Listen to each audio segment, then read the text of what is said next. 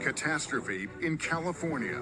A Los Angeles disaster movie roars to life. Whoa! This was like an 80-mile-an-hour blowtorch. I came out and I saw a fireball. Do you know what you're gonna do now? How do I get to my house? Tonight, homes in ashes. Oh, God, it's gone. I hadn't cried until I got here. Lives in chaos. My parents tried to get me out of here, but I couldn't leave. I can't go, bro. 51 years, man, I've been in this house. Heroes in action. You haven't slept. Not really. You got control on one, and then the winds pick up. The flames are still burning, and questions are burning too. How is there no water in the hydrants, Governor? Is it going to be different next time? It has to be. What lies ahead? How do you come back from something like this? They come back one day at a time. LA's landscape changed forever. Its strength still stands. We are resilient. We'll find a way. We will rebuild, and we will rebuild together. Now, the very latest from the front lines. Fire and ash. Devastation in LA. Good evening, I'm Lester Holt. Everywhere you look in fire-ravaged LA, scenes of apocalyptic destruction, as 6 different wildfires turn some of the most iconic neighborhoods in the world into moonscapes. Here's where things stand this evening. At least 11 people are dead. More than 150,000 are under evacuation orders. And some 10,000 buildings and structures have been burned to the ground. Tonight, stories of heartbreak, heroism, and also hope. But first, we take you moment by moment through the last 4 days, from the first sparks to the mammoth blazes now unleashing their full fury across a great American city. It all began 4 days ago when Los Angeles residents might have expected a typically beautiful Tuesday in their city. But that morning was different. Dry winds were blowing harder than almost anyone could remember. So around 10:30 a.m., when a small fire broke out along a bushy hillside near a state park, those winds quickly fanned the flames.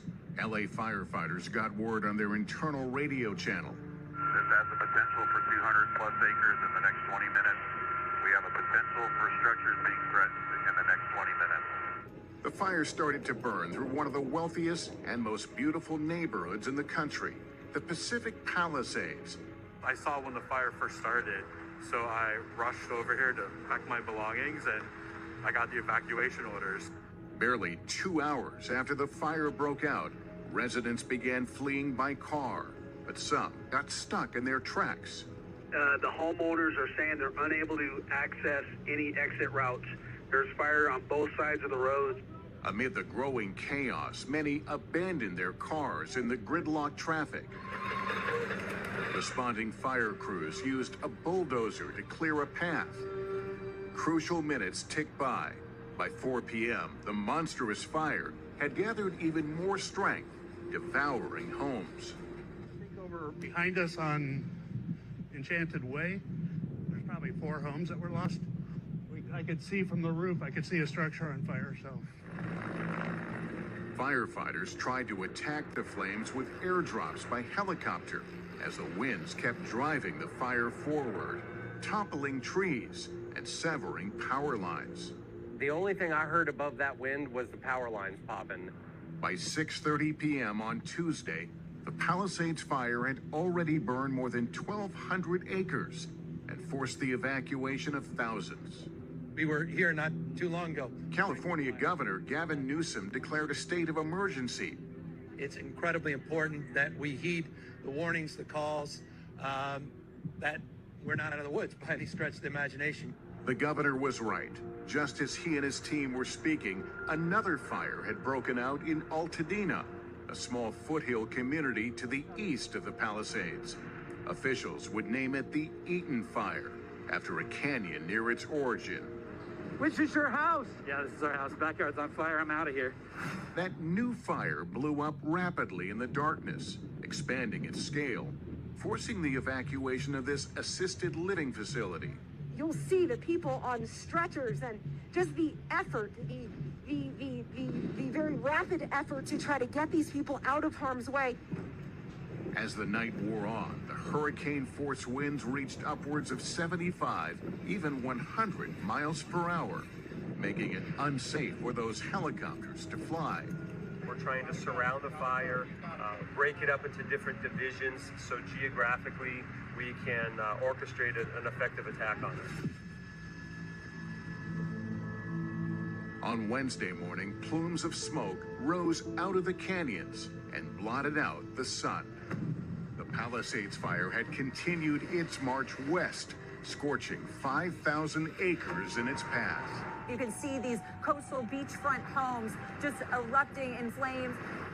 An estimated 1,000 structures had been razed by the fire. Cars, schools, churches, communities gone. It's devastating. It is apocalyptic. This does not feel real.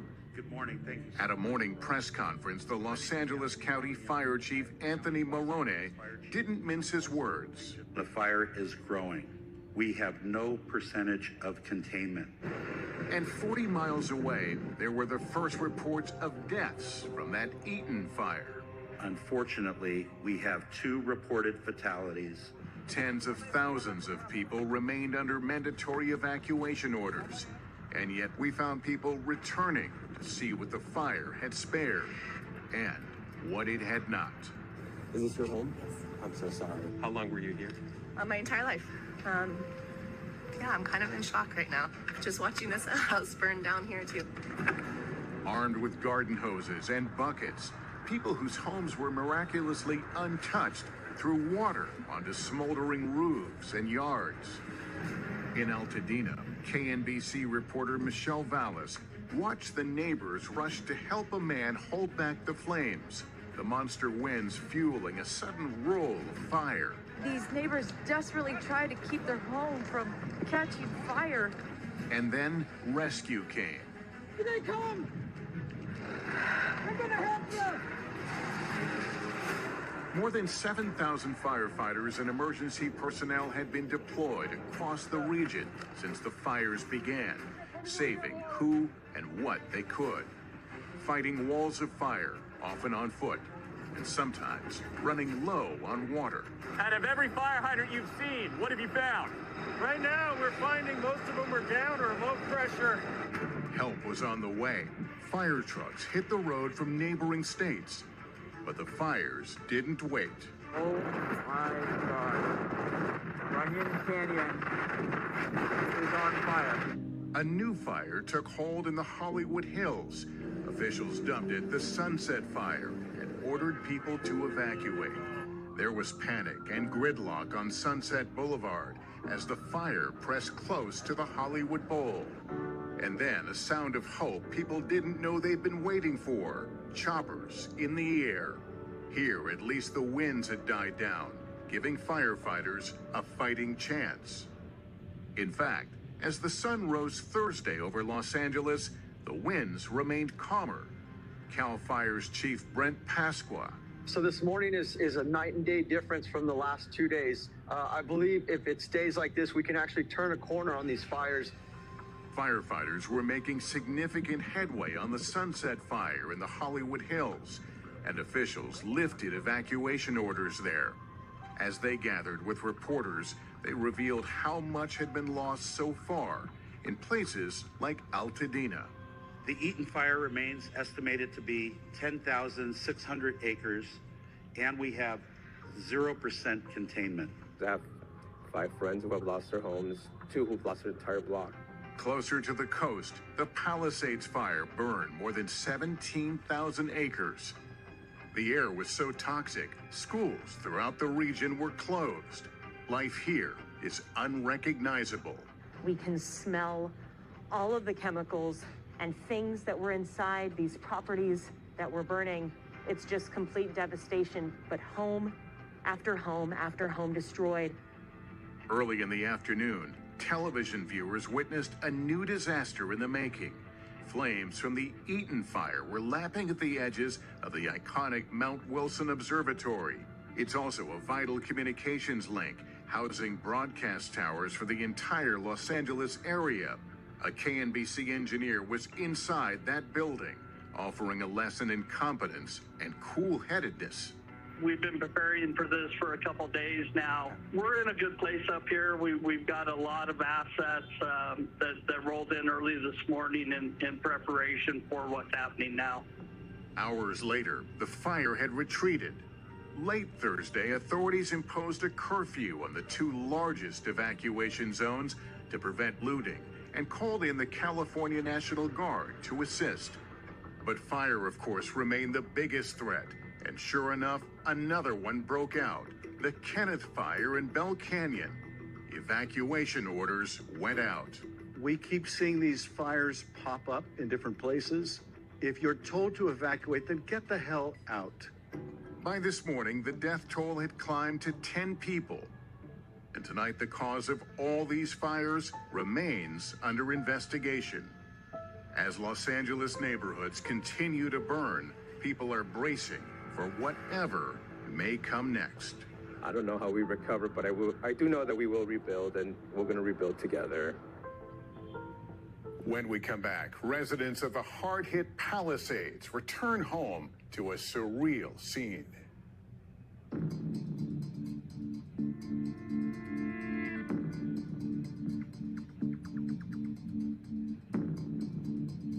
The Palisades fire is already the most destructive in LA history. Two of our correspondents, Jacob Soberoff and Katie Tur, grew up there. Like so many others, they returned to find a heartbreaking scene. Pacific Palisades, a Los Angeles neighborhood 20 miles west of downtown, is the epicenter of this week's disaster. More than 5,000 homes and structures destroyed.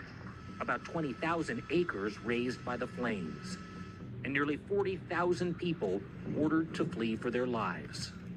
I grew up in Pacific Palisades, and I've never seen anything like this. The whole town was gone as we knew it.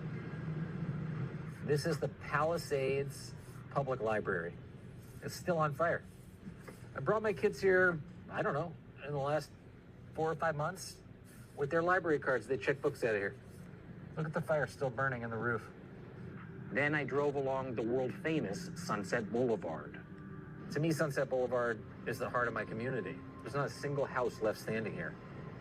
What do you do? What do they do? There's just never, ever, ever been anything like this. One of my best friends grew up here in the Palisades, too.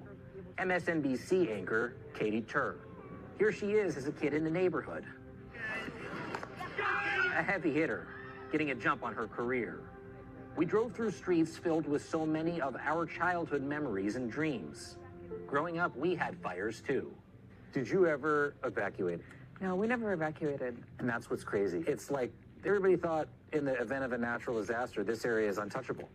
They just thought fire would be contained before it ever got down here. Thankfully, it mostly was until now. And this is the most densely packed area in the Palisades. Not a single house is left here. If I was going home, I'd make a left on this street. Why don't we go there? Was that your front door? Yeah, and this was the living room. We put a Christmas tree in this corner right here. And behind that was a bathroom that my dad set up a dark room for me in, because I love photography. Our nostalgia was short-lived. There's too much real misery here. Too many lives upended. We just moved in 2 days before the fire.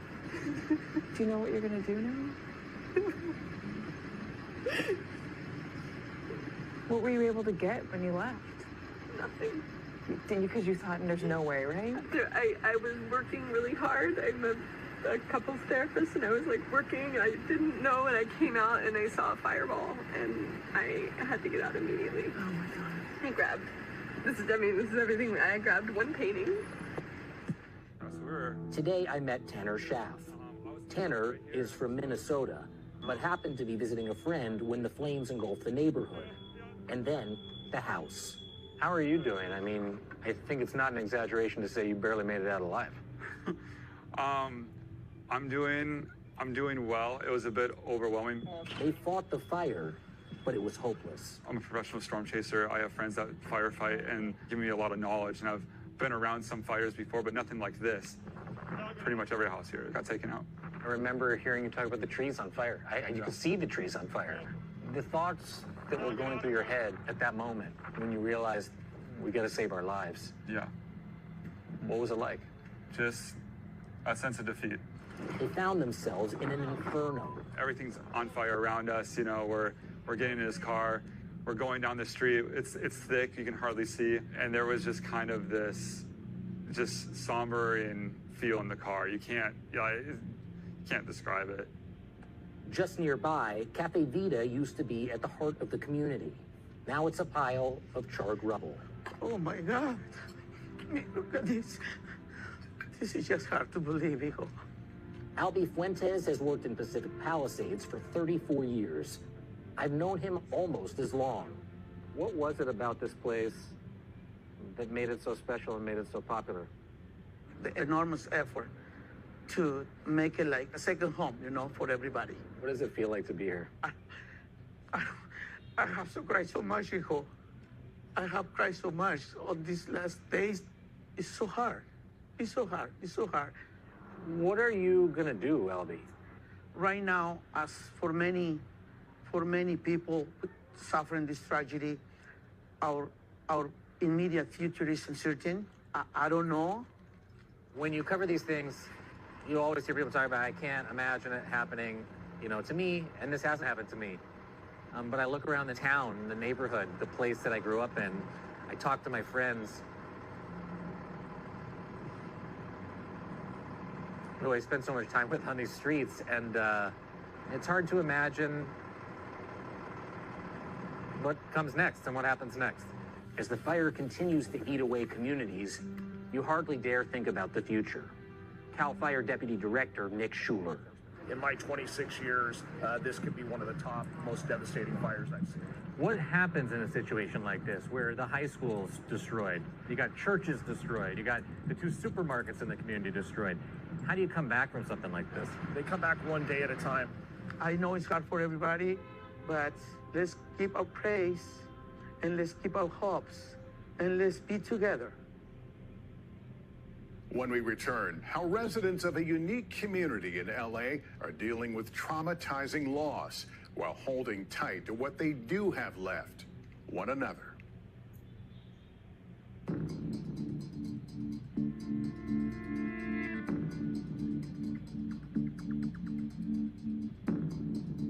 The National Guard has now joined the fight against the Eaton fire. One devastated area is the close-knit Altadena community. The sheer breadth of the devastation is mind-boggling, but really it's a series of painful, intimate losses suffered by family after family. Here's Gotti Schwartz.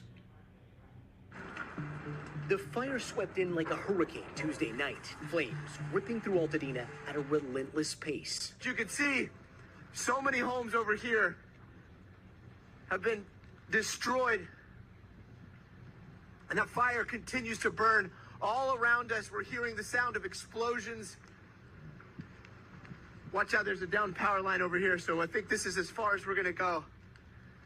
But it is just an absolute wasteland. The city sits at the foothills of the San Gabriel Mountains, a hardworking and diverse community who put everything they had into their homes. It gave them a sense of pride. James Fowler grew up in this neighborhood. His father bought a home here in the early 60s, and James's mother moved in when they got married.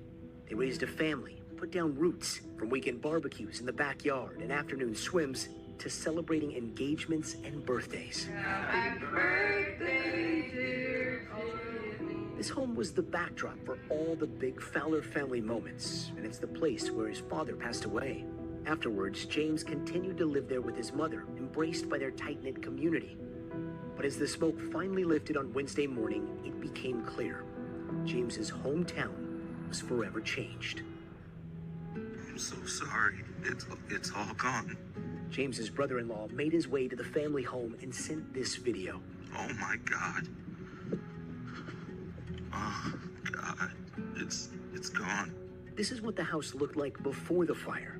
Now all that's left is a chimney and a truck in the driveway.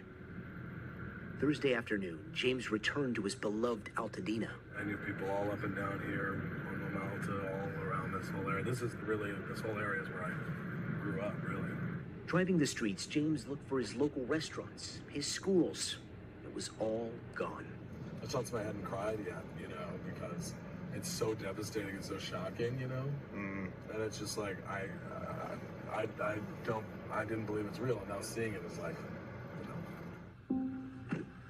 He finally made it to his family's home. He wanted to see it with his own eyes. I can't really make anything out.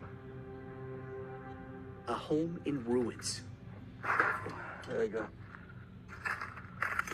It's wild. This is devastating. Just, of course, the smoker is mine. Made a lot of good barbecue, honestly, for many years. And then his father's truck. Slightly melted, but still there. Perhaps a message of strength from above. There's a haunting serenity up here, even in this. Yeah, it's still so unbelievable, you know. James never imagined any of this when he last left the house as the flames approached. I knew it was coming this way. We've escaped fires before. I grabbed what I could, and we decided that, you know, it's time to go. James packed up his father's ashes, some clothes, and a toothbrush, and banged on neighbors' doors as he left to warn them. It seemed kind of chaotic. The family had evacuated from fires before. It was very scary up here as we were leaving. The glow was terrifying. This time was different. This was such a beautiful home. It sounds like it was your father's forever home. Yeah. It was your forever home. Yeah. This is where you wanted to spend your life. It is. Yeah, absolutely. And who knows, you know, maybe we rebuild here, you know, I'm concerned. A new home, he knows, will never be the same, but the people are. I'll be honest with you in saying that, like, while it's overwhelming and it is big stuff, it's still just stuff, you know. So that's something I have to remember, that it's big stuff, but it's just stuff, right? When you have a community like this, it does make it a little bit easier. That's right. I'm just grateful for what I've got. You know, I've got great friends, I've got a great family, I've got a great support system, got a great church, great community. So it's just, you know, I'm grateful. When we come back, a hair-raising ride-along with a first responder.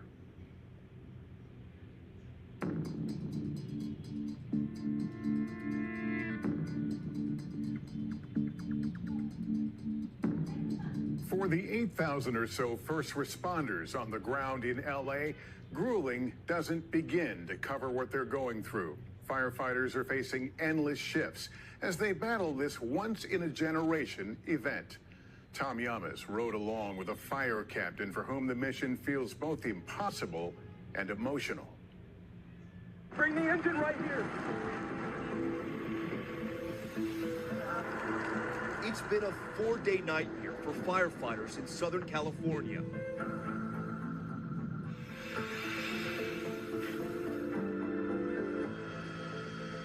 Today, we went into LA's rustic Topanga Canyon. It's on the north flank of the Palisades fire. Flames, smoke, and a battle up and down the mountain.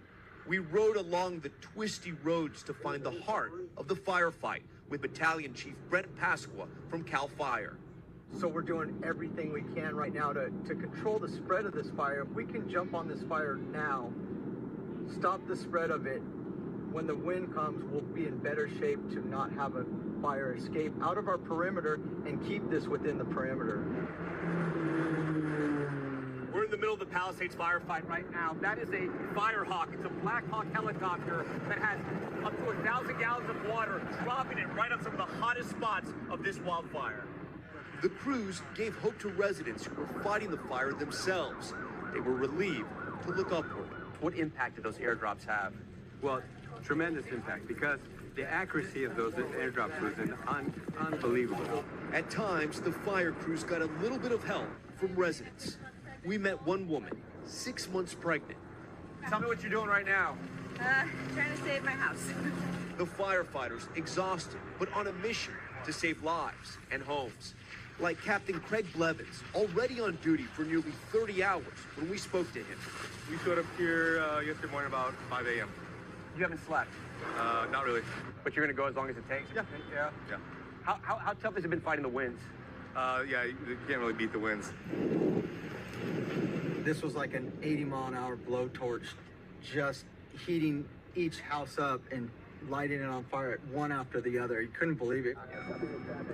If we had a crew at every house, we still would have had a heck of a firefight on our hands. There's nothing left here. It's so hard to see. You know, this is not what we do this job for. We come to win, and you can see one house is standing, but our goal is for all of them to be standing. So this is hard to see for sure. Yeah, do you see how... On our ride, we saw this burnt-out shell, gray, ghostly. Hard to believe this was actually someone's home. Luckily, the tree is still standing, But it belonged to Greg and Jennifer Champion and their 3 daughters. They were waiting at a checkpoint, but weren't allowed to get in to see their home of 2 years. But Cal Fire Battalion Chief Pasqua brought us there so we could report back. I wanted to find something for them, maybe a photo or a toy, anything to bring back to the family to say this survived, but there's nothing. The only thing I can find is this right here. It's some type of decoration. Maybe it was here in the living room. It's a ring of shells. I hope it means something to them. I'm gonna give it to them.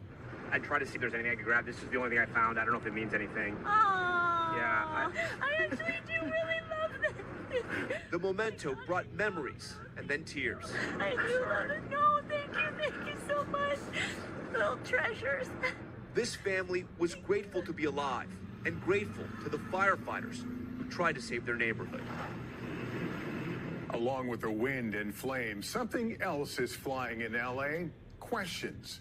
This city has seen fires before, so why is this time so much worse? And what could be done to stop it from happening again? Here's Josh Mankiewicz. If you live in Southern California, you expect the wind to blow. You do not expect it to bring death. So what went wrong this time? The answer is just about everything. We had 80 to 100 mile per hour gusts. Those are hurricane force winds. NBC meteorologist Dylan Dreyer was in Los Angeles and witnessed the devastation firsthand. This is all that's left of this school. There hasn't been significant rain since October, so everything is bone dry. All it takes is a spark. Wildfires are often best fought from above. That didn't work as well this time. Pomona College professor Char Miller is an expert on wildfires. When the winds are at 40 miles an hour, they cannot fly into these canyons, fly over these areas. Now double that airspeed to 80, and you'll understand the dilemma they faced. Often that wind overwhelmed the work of the fire department's boots on the ground. As a fire boss once told me, when the wind is 10 miles an hour, I'm a firefighter. When it's 30 miles an hour, I'm an observer. It was during that first night that water ran short in some areas because firefighters had used so much of it. This hydrant has no water in it. What is going on with the water situation? We have had some issues with water. If you stick enough straws into a glass of water, it's going to empty faster. Even if you turn every fire hydrant on, the more water you're running, the less pressure you have. And without that water pressure, how do you get it strong enough from the hoses to put out these fires? Some people in LA wanted more than explanations, like this resident who confronted California Governor Gavin Newsom. What are you going to do with the president right now? We're getting the resources to help rebuild. We're getting Why the was there resources. no water in the hydrants, Governor? That's all literally. Is it going to be different next time? It has to be. This afternoon, Governor Newsom asked for an independent investigation into the loss of water pressure. Stories online link the destruction to cuts in the LA Fire Department's budget. The full picture is a little more complex. At a time when cities everywhere are prioritizing police funding, LA's fire chief argued to the mayor that less money for overtime impacted the department's ability to provide service. There were no reductions that were made that would have impacted the situation that we were dealing with over the last couple of days. For some, the truth was simpler and also tougher to hear. Firefighters and first responders were simply outmatched. The winds were too strong, the flames were too intense, the topography was too dangerous, and that's a perfect storm and a very dangerous one. Professor Miller says today's crisis and tomorrow's will require a big discussion and some decisive action from our political leaders. These fires are getting bigger, and we need resources to be able to fight them to sustain life in this region. There's no question that in the years to come, millions will remain in harm's way, either by choice or necessity. Professor Miller says there are ways to make communities safer and more resilient. It won't be easy. It will take political consensus, long-term commitments, and significant investment. The stakes could not be higher. We've got capital that can be invested in it, but if the Southern California can't fix this problem, it's not fixable. Then it means that California is not livable. Coming up, despite the horror and tragedy, there are glimmers of good news tonight. Stories of bravery and ingenuity when we come back.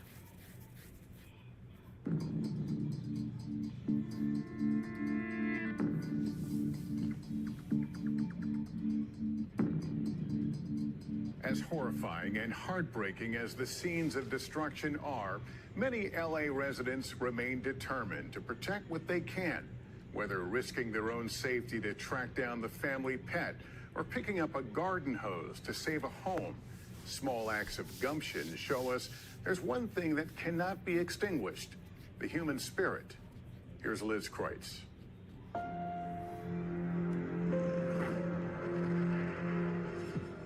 The scenes of destruction and devastation across Los Angeles over the last 4 days and nights are almost too much to comprehend. Here on PCH, home after home after home of these beachfront properties destroyed. Usually their view, the Pacific Ocean, now just ashes and smoke. This is all that's left of the house Steve Wiggins shared with his parents.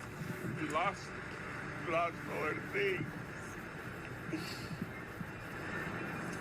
His partner's all our photographs and all my grandpa's antique chests and all that kind of stuff, you know. But also buried in the rubble, something else. A small sense of hope. That's all right. We're survivors. We'll get through it. We'll build another home.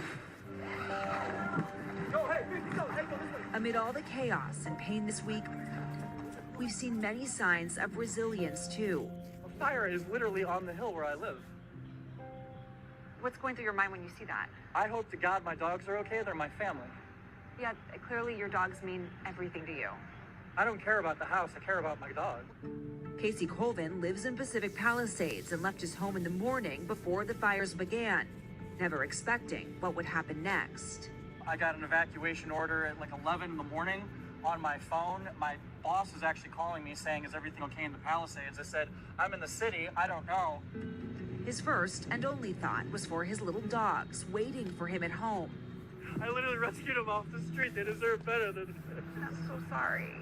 I'm so sorry. How do I get to my house? Okay. The next hour was the longest Casey can remember. He just came to me, though, and said that the first responders who saw him went to his home and checked on his dogs. Moments later. You got the dog? Yeah, this is my daughter. The behavioral dog.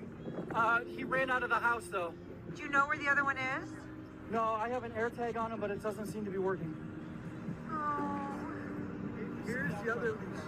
Oh, what's her name or his name? Tika. Casey is hopeful his other dog will also be home soon. On the other side of town, as the fires raged, Abraham Kevorkian took a huge risk.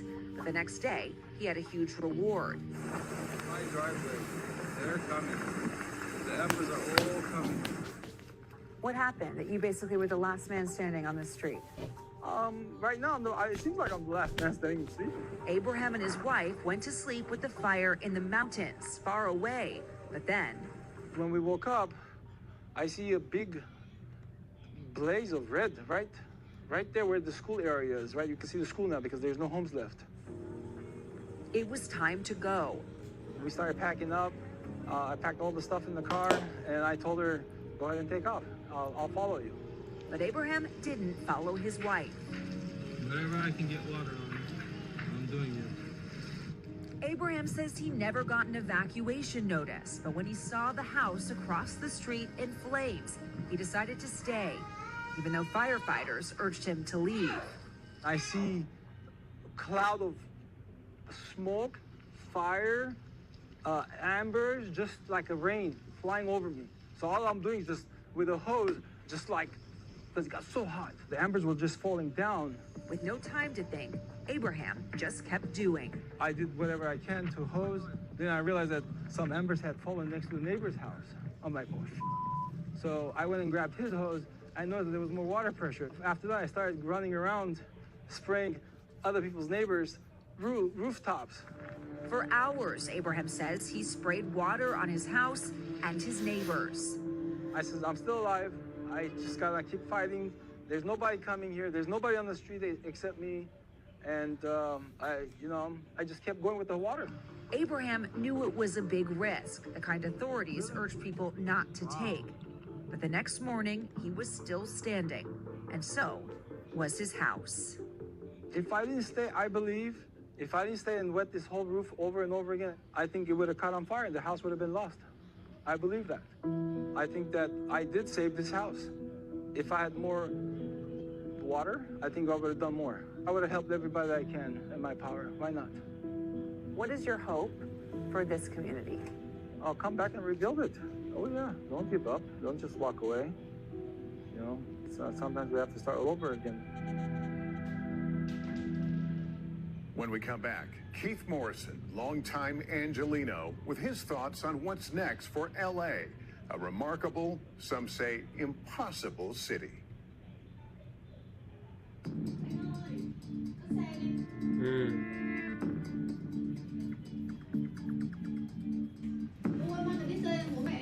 Los Angeles, a sprawling, singular city that traffics in fantasy, knows real-life tragedy and catastrophe all too well. LA also knows how to battle back. How does it keep beating the odds? As Keith Morrison tells us, it has more than movie magic.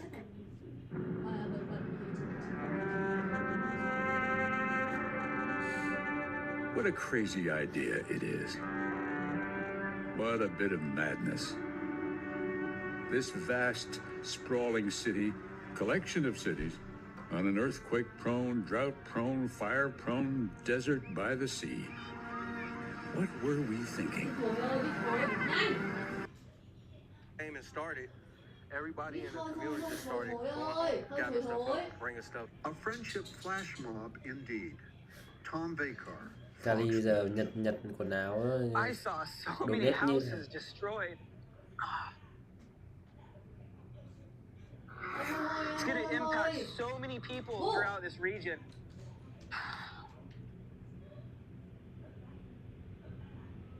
That is an emotional video right there from Alex Londos. He is, of course, as you can tell, a photojournalist who has been covering these fires over in the LA County area. I did want to bring him in live right now to talk a little bit more about what he's seen as this coverage does continue here. Thank you so much for taking the time to be here with us. Of course, we can tell from that video just how emotional you are. Yeah, thanks again for this opportunity and this interview to get this information out to more people. Yeah, that was my first breakdown after, seeing everything I saw, witnessing all the destruction and devastation, and it hit me right then. That was difficult. And can you start off by telling me what you were thinking when you heard that these wildfires had broken out in the first place? So I actually was already prepared and preparing to make my way down to LA. I live in Santa Cruz, but I saw, the weather reports and, projected or forecasted historic wind speeds. And I started getting prepared and planning and packing my vehicle, getting my supplies and equipment together, even before I knew of the wildfire. I knew of the wildfire risk and how serious that was going to be. But at the time of planning all of this, there was no fire. And then I kind of had my second thoughts because, it's a long drive from Santa Cruz to LA.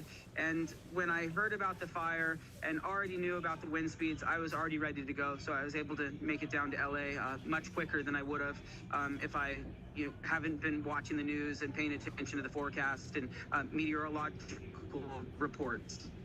And I do want to pop up just some of the photos and videos that you have taken over here. Explain to me what we're looking at. So that was one of the first neighborhoods that I entered. Beyond words, there's no pictures or videos that I can capture that shows the severity of the crisis, what firefighters were going through, how there just wasn't enough help, there wasn't enough resources. The firefighters on the front lines were doing an amazing job. They were extinguishing fires. I even pointed out part of a structure that was on fire. They came to it, they extinguished it, they saved that house. They were doing a great job, but the fire was so big and spreading so rapidly, it exceeded the local resources that they had. It was out of control. It kept jumping from house to house. Embers were flying around. They couldn't keep up with it, and it was so surreal for everyone in that region. And that was just one section. There was so many other sections and other neighborhoods and whole other areas on fire throughout the region. That was just one area. Of course. And we've seen the videos, we've seen the photos that are circulating, the aerial views. Do they, just based on what you've seen, do they fully, I guess, show just the destruction? And it has to be so different to actually be there and see it firsthand versus maybe seeing videos and photos, no matter how great they are. Yeah, I don't think there's any way to describe, explain, or even through technology and videography to clarify the situation. It was so beyond words, beyond what we can capture. The drone images that, obviously no one should be flying drones after a forest fire, but those were some of the first images that came out that really showed people the scope of the disaster and how many, I was driving down streets after streets and leaving neighborhoods and going to other neighborhoods. It was so destructive and so widespread. I couldn't comprehend how many houses were lost, and I knew that it was in the thousands. I didn't want to start projecting numbers and, scaring people, but it was so incomprehensible. No words could just explain how bad it was to any of my social media followers or news organizations I work with. And eventually more footage was, going to come out of that region, and, the number of houses destroyed and damaged would be calculated. But, yeah, widespread destruction. And it's so tragic, and you look at some of these images and you think that's somebody's home, that's their livelihood, their life that is just gone in a matter of seconds. What does it mean to you to see all the support that's been coming in, not just from other folks in California who are not necessarily impacted, but from people nationwide as they are donating to places like the Red Cross or other organizations? They're doing what they can to help. What does that mean to you as someone there who is on the ground seeing all of this destruction firsthand? Yeah, it's incredible. That's what we need right now. That's what these people need. They need, they need the attention, they need the support, they need the help, they need the donations, they need the recovery, they need their friends and family, people to open up their houses, to give them supplies, to donate to their GoFundMes, of course, as long as they're legitimate. They need, this is going to be a long road for them, and of course we know the situation with insurance and how long it takes, how difficult that process is, all the steps you got to go through. Right now they need support. So in any way that any of us, locally, regionally, or around the world can support the people affected by this, catastrophic disaster. That's where our energy, our focus, our time and attention should be. And it's going to be a long road for all of them. I can't imagine going through this. A lot of people can't. This is one, I've been a journalist for 2 decades. I've covered 60, 70 forest fires. This is the most, one of the most, if not the most destructive forest fire I've ever seen, with the amount of, acreage, the amount of homes destroyed, and how rapidly it spread, just out of control.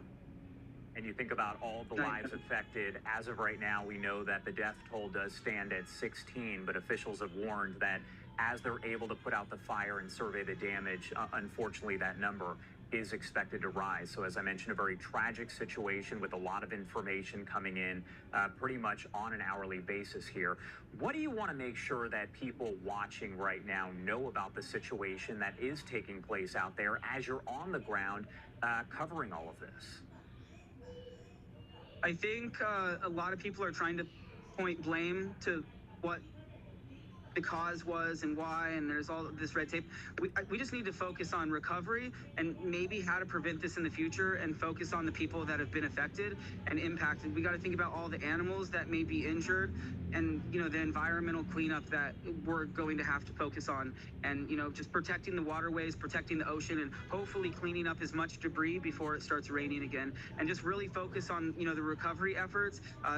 People should start volunteering, trying to find ways they can, you know, just in any way help the people, you know, the animals and the neighborhoods of this disaster in the recovery efforts, because it's going to take all of us. This was a catastrophic disaster of a widespread, incomprehensible scale, and it's going to take a lot of us coming together to solve this and move forward. All right, Alex, thank you so much for taking the time to join us here and discuss this a little bit further. Please stay safe out there. Is there anything else that you want to add before I let you go?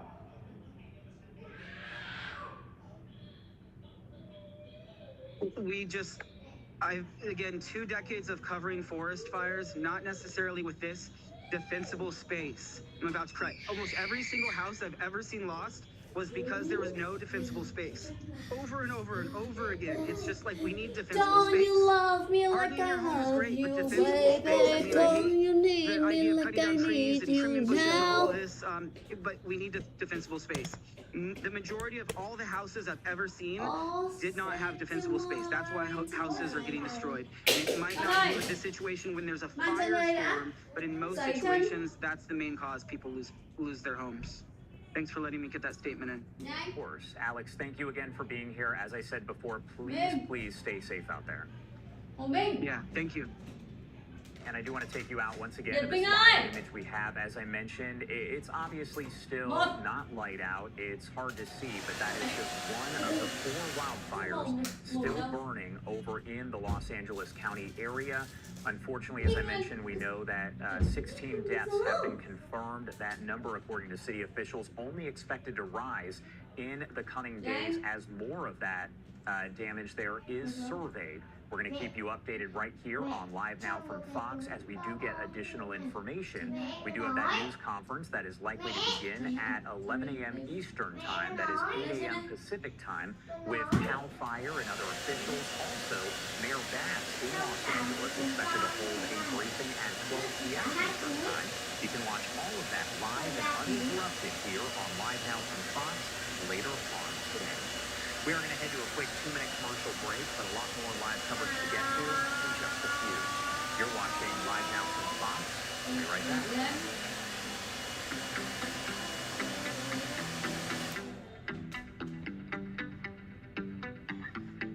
Ngồi dẫn thằng lại đi con.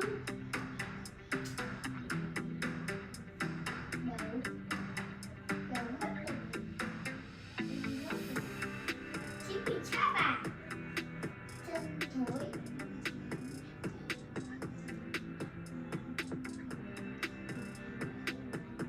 Ba ba.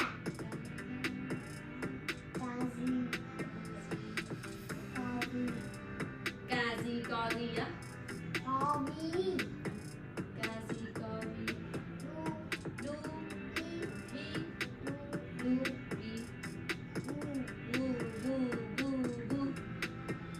Đấy là bài hát quen thôi. Tà ba tu ki tu. Mẹ, bây giờ sao không nói chi bi chi? Mẹ, không nói như thế nữa. Chi bi cha ba Tokyo, Nhật Bản.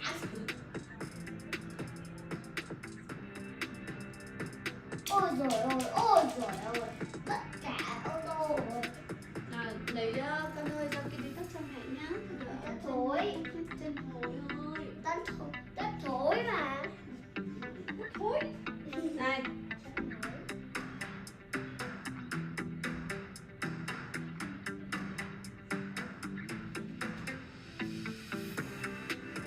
Nhật Minh lớn nhanh quá Nhật Minh ạ.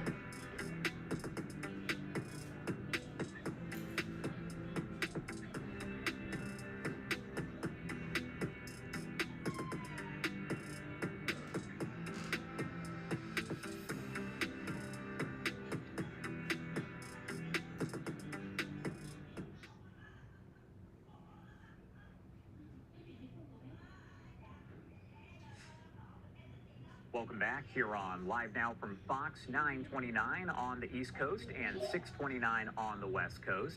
My name is Josh Breslow, and I'm here for the next several hours to bring you all of your top stories and live events from across the country and across the world. I do want to get you to the latest information coming in from CAL FIRE. We have been updating it now as the details have been coming in from officials.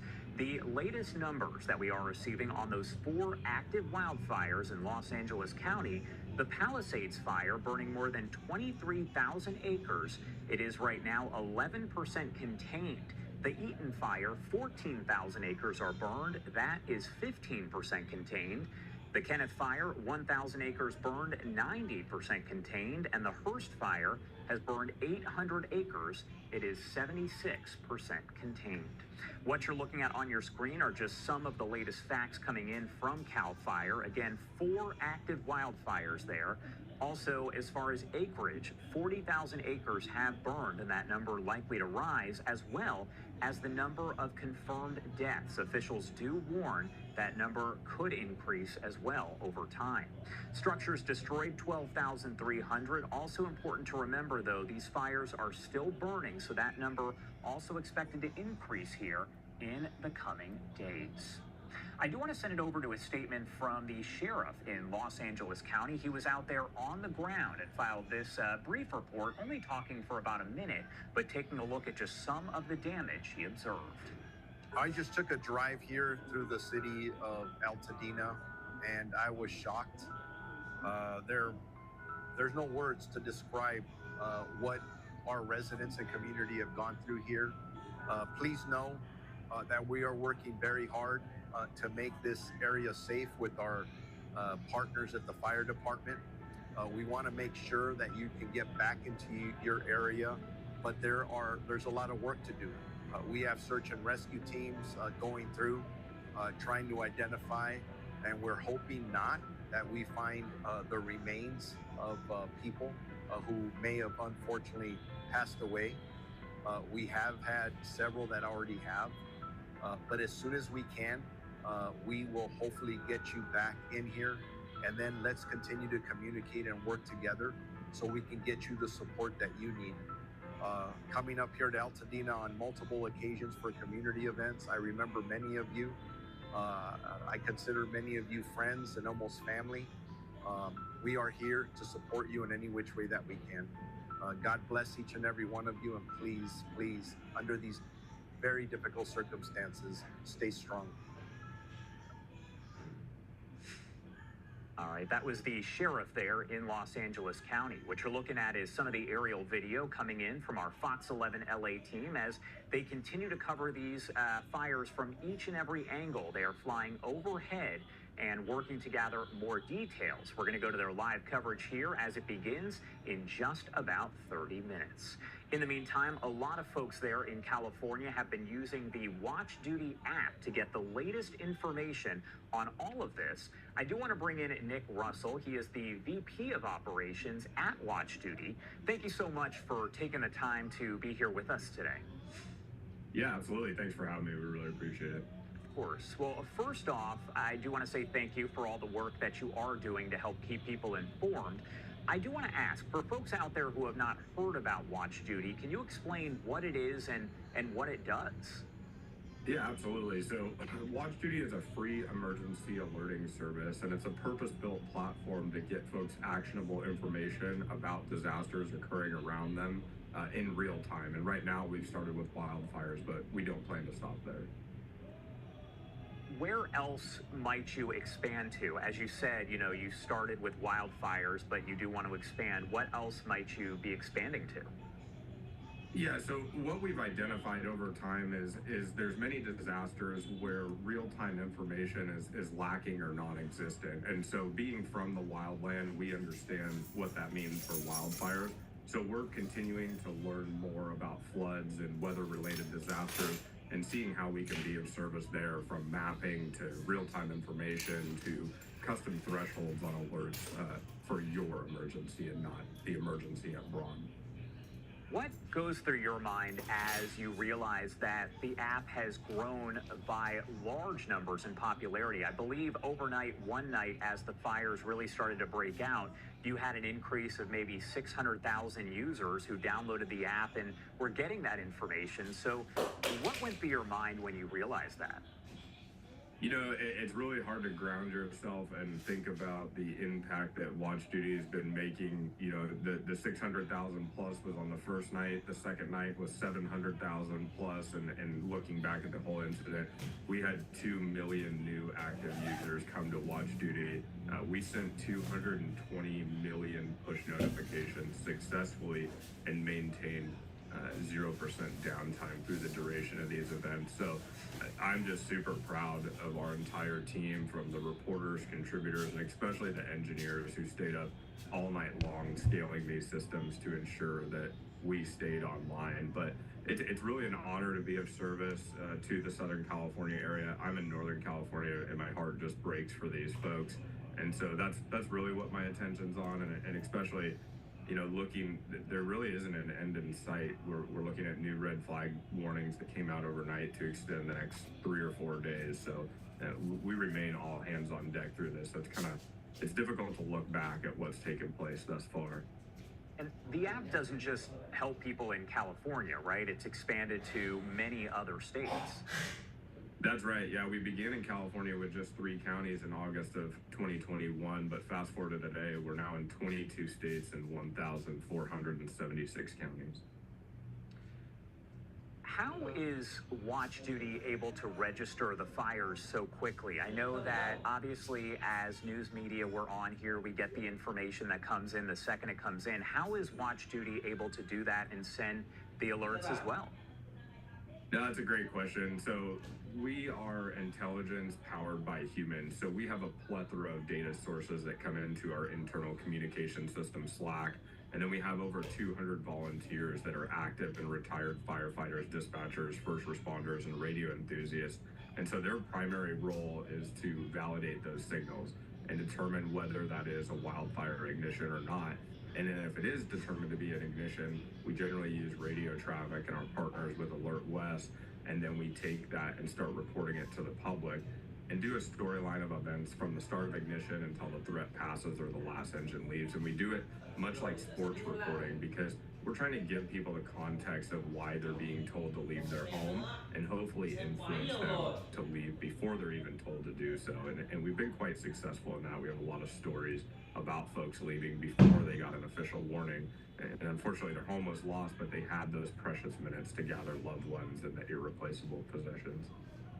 I have to ask, because you are, operating this app that does inform people of when they need to evacuate, things like that. So what message do you have for people who maybe live in those evacuation zones? They're watching right now and they think, I'm going to stay here. It's, I'm used to wildfires. It'll go another direction. No big deal. What advice, what message do you have for them that you do want to get across? Yeah, no, I'm glad you asked that. So it's really important. I understand that people want to stay behind. It's everything that you know and love. It's your home. It's what you've worked so hard for. But what people really need to understand is the way that wildfires are spreading as time evolves is quite disastrous. And when you have these wind-driven events, nobody can predict where or what's next. And so staying behind can be selfish for first responders, because when you're there and you're in danger, they're going to prioritize your life safety over everything, which diverts them from suppression efforts. So I don't encourage anybody to stay behind. Unfortunately, that is the case, that people do stay behind. So I would highly encourage anybody who does make that decision to remain informed, maintain situational awareness, develop plans with the people with you to ensure that you're monitoring conditions 24/7. The situation remains dynamic and will remain dynamic throughout the week. And it's super important that everybody pays very close attention and has escape routes planned, multiple escape routes planned. You're no stranger to wildfires, Watch Duty. That is what you do right now. So does the situation that is happening over in Los Angeles County, does it seem different? Does it feel different? Yeah, it's different. You know, unfortunately, we do experience events like this throughout our coverage area, but very, very rarely in a populous area. These are usually fires that start in forested areas and make their way to the wildland-urban interface, and they're generally suppressed quickly. And so, you know, I rewind back to the past 10 years of devastating wildfires in the wildland-urban interface, and this is very much that. The unfortunate situation is you have a perfect storm of weather events coming together, along with, you know, rural areas that are hard to escape from. Not rural areas, but difficult escape routes, single lane roads. So this is very much different in that way, where folks are not as familiar with these wildfire events. They certainly see them on the news, but these areas haven't been affected as much. And so it's important to quickly become familiar with wildfires, and this really separates itself being deep into urban areas, which is absolutely devastating to see the number of homes that have been lost. All right, Nick Russell there with Watch Duty. Thank you so much for taking the time to join us. Is there anything else you want to add before I let you go? No, I think the most important thing is Watch Duty is a 501c3 nonprofit, so we do rely on memberships and donations to remain in service. But one important thing is Watch Duty will never have ads in the app, and we will never charge you for the life-saving services that we offer. So the app will remain free forever and ad-free forever. That's important. Thank you so much for taking the time to be here today. We really appreciate it. Yeah, thanks for having me. And I do want to pop up some of the live images that we have coming in. This is from our Fox 11 LA team from Sky Fox. If they are zooming into some of the areas that have been impacted by the wildfires, you can see some flames, emergency vehicles, a lot of different activity there on your screen. I've mentioned this a few times, but if you are just joining us, there are currently 4 active wildfires that are burning at this hour. Also want to pop up just some of the information that we do have coming in right now from CAL FIRE, as more than 40,000 acres have burned. 16 deaths have been confirmed at last check, and 12,300 structures have been destroyed. Also important to note, though, that that number will likely change as more of the damage is assessed in the coming days. Now, there's also questions about how much all of this is going to cost to clean up, and that's while the fires are still burning. We do have Chad Pergram with Fox News, who breaks down more on that. The cost of the fires likely means another infusion of federal cash for FEMA. This comes as Republicans try to cut spending. It's always going to be hard. I think we just got to prioritize, and I think we need to couple any major spending with cuts on the other side. So to be clear, when that bill comes due for California, some conservatives say we want to see some offsets. Absolutely. Congress just spent $100 billion on FEMA after last fall's double hurricanes. This price tag could be even more staggering. Burchett is skeptical that FEMA is up to the task. He doubts that California victims will ever see what they're owed after this disaster. Some Republicans take aim at liberals who run much of California. It is an epic disaster of mismanagement. What's happened in California is the fault of Gavin Newsom and the legislature there. They don't take care of their forestry management. They don't take care of underbrush. Other lawmakers say California climate change policies forced insurers to drop fire coverage for homeowners. It caused the companies to flee the state. And the people that made those policy decisions have to be held accountable too. But Democrats rebuke criticism of California's leaders. I think that's all honestly just ridiculous. I think what's most important is that I think our governor is on the ground doing a great job managing the response. I don't think that we should be putting blame on anyone. Still, some Democrats question the local response. Water. Is it negligence, or is it just the fact that so many fires were breaking out all over the city in so many different areas that it was being the system was being pushed to capacity and got overwhelmed? It'll take months to assess the cost of the fires. Congress must likely foot the bill and boost FEMA during the next round of spending due in mid-March. On Capitol Hill, Chad Pergram, Fox News. Chad, thank you so much. Once again, taking a live look from one of the many different images that we have coming in from Los Angeles County right now. That is over the area where there is extensive damage that has resulted from all of this. Now, we are going to talk with Fox Weather as they are out there over in Santa Monica, California. That is coming up here in just a few minutes. But again, this is a live look as we are just about 15 minutes away from our Fox 11 LA team going into their live team coverage. And we're going to head over there coming up again around 10 a.m. Eastern time. That is 7 a.m. Pacific time. For now, I do want to head to a quick 2-minute commercial break, but we will be right back with more coverage on the other side.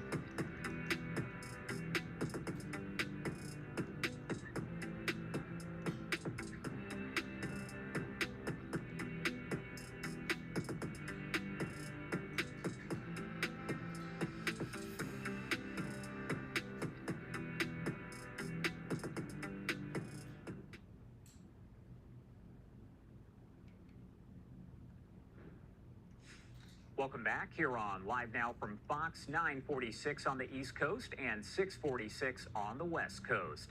I do want to get back to our coverage here of the big story we have been following over the past several days, and that is the wildfires that are burning over in Los Angeles County. We now know that the Palisades fire is the most devastating fire. It's caused the most devastation in LA ever, and there are also other unfortunate records that are being broken.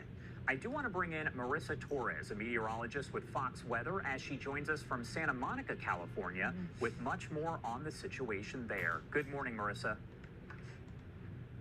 Good morning. Santa Monica is such an interesting spot because not all of Santa Monica is in those evacuation orders. We're just off of San Vicente Boulevard. This is 7th Street. This blocks off a part of Santa Monica. These barricades have been up, many of them since Tuesday, but remember, you look ahead towards the Santa Monica Mountains, you continue down this direction, you'd eventually run into the Palisades, the neighborhood that we know that was scorched by the Palisades fire Tuesday and Wednesday.